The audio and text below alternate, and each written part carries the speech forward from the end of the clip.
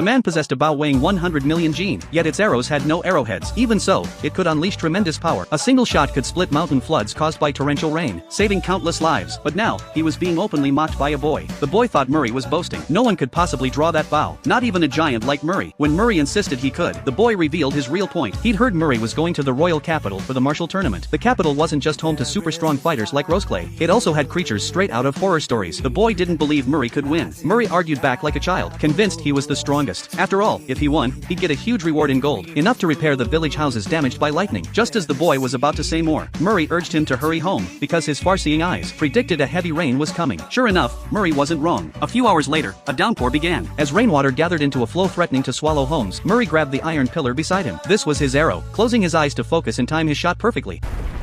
そこで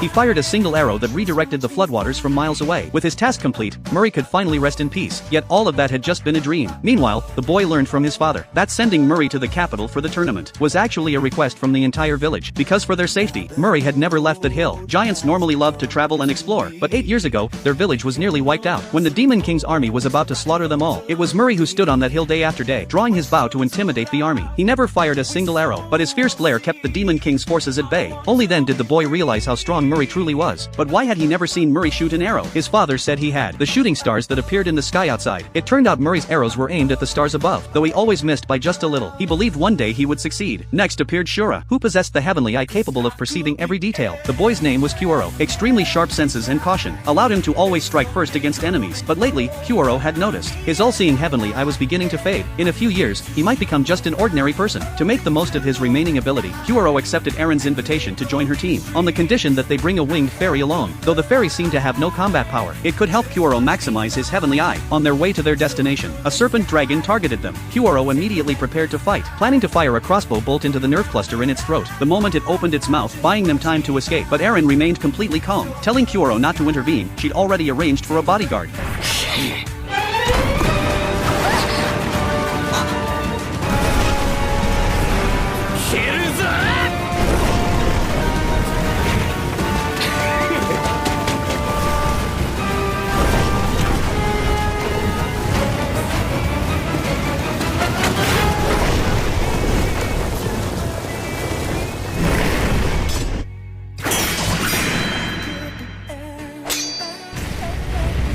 With just one sword strike, the once ferocious serpent dragon was defeated. Witnessing this, Kyuro was stunned. He'd known Jujiro was on the roof of the carriage, but he never expected the man could spot the serpent dragon's fatal weakness as quickly as he could, and take it down effortlessly with a single blow. Kyuro couldn't help but feel relieved that Jujiro was an ally and not an enemy.